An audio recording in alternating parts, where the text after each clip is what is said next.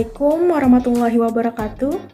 Kami kelompok 2 mahasiswa Permata Sakti akan menyampaikan materi mengenai persaingan pasar sempurna. Selamat menyaksikan.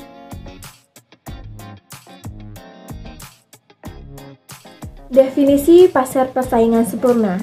Pasar dengan jumlah penjual dan pembeli yang berjumlah banyak, serta produk atau barang yang homogen. Dalam kasus ini, baik penjual dan pembeli tidak dapat memengaruhi harga, karena harga nantinya harus merupakan kesepakatan antara penawaran dan permintaan.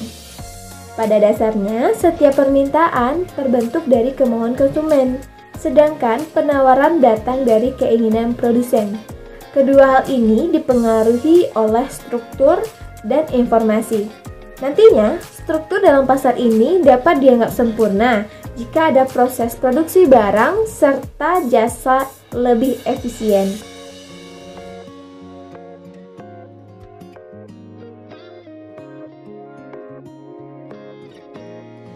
Baik, saya Raila Rosati. Kali ini akan membahas tentang ciri pasar persaingan sempurna. Yang pertama yaitu ciri-cirinya adalah adanya banyak penjual dan pembeli dalam pasar. Ciri selanjutnya adanya praktik free entry dan free exit dalam pasar.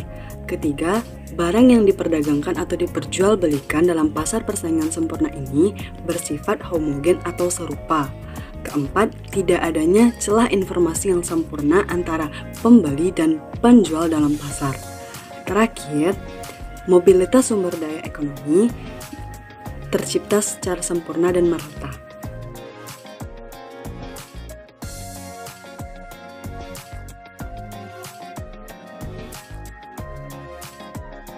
Selanjutnya, saya Nandadia Islamai selaku pemateri akan menjelaskan mengenai kelebihan dan kekurangan dari pasar persaingan sempurna. Yang pertama adalah yang akan kita bahas adalah mengenai kelebihan dari pasar persaingan sempurna. Seperti yang kita ketahui, di dalam pasar persaingan sempurna itu tidak adanya persaingan, tidak memiliki saingan. Karena apa? Karena cenderung barangnya bersifat homogen, artinya sama, kualitasnya sama.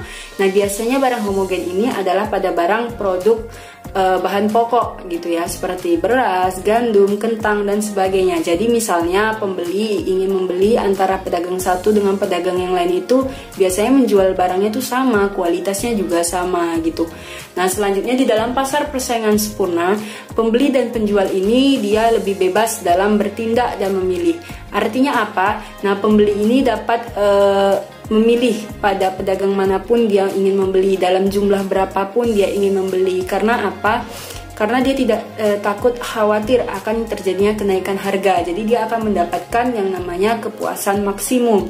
Sedangkan di penjual atau produsen, dia akan cenderung bisa untuk memproduksi sesuai dengan kemampuannya tanpa harus khawatir kalau harga tersebut akan mengalami penurunan. Karena apa? Disinilah dia akan mendapat yang namanya laba maksimum.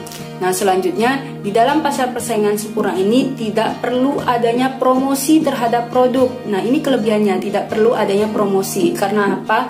Karena tadi kembali lagi barangnya bersifat homogen, artinya sama. Jadi tidak perlu adanya promosi. Selanjutnya, harga barang di dalam pasar persaingan sempurna ini biasanya relatif cukup stabil. Karena apa? Karena penjual tidak bisa memainkan harga secara sembarangan. Karena apa? Karena pembeli sudah tahu harga pasar yang sebenarnya gitu ya. Nah, jadi harganya cukup stabil, tidak ada kenaikan atau penurunan secara drastis antara pedagang satu dengan pedagang yang lain. Namun, dia memiliki kekurangan dalam pasar persaingan sempurna. Yang pertama, kekurangan dalam pasar persaingan sempurna adalah minimnya inovasi terhadap produk. Karena apa? Karena di sini tadi barangnya bersifat homogen, terus adanya kemudahan dalam keluar masuk gitu ya. Jadi ini kemudahan inilah yang menyebabkan minimnya inovasi. Karena apa?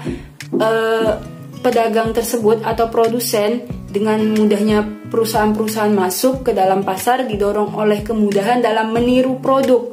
Jadi produk ini kan mudah ditiru gitu ya. Jadi yang dihasilkan oleh produsen terdahulu, maka inilah yang menyebabkan produsen ini enggan melakukan inovasi terhadap produknya karena dengan mudah juga akan bisa ditiru gitu oleh produsen yang lainnya. Selanjutnya, di pasar persaingan sempurna memiliki kekurangan, yaitu memberikan ongkos sosial dan distribusi pendapatan yang tidak merata. Nah, selanjutnya juga kekurangannya itu kita harus memilih lokasi yang tepat. Lokasi yang tepat. Nah, di sini di dalam pasar persaingan sempurna, lokasi tersebut memainkan peranan yang sangat penting. Kenapa memainkan peranan yang sangat penting? Karena akan menentukan seberapa besar peranannya dalam menghasilkan penjualan perusahaan. Apabila lokasi perusahaan tersebut berada di lokasi utama atau lokasinya tepat, maka akan cenderung mendapatkan lebih banyak penjualan daripada yang tidak tepat gitu ya. Sekian, terima kasih. Sekian presentasi dari kelompok kami. Terima kasih. Wassalamualaikum warahmatullahi wabarakatuh.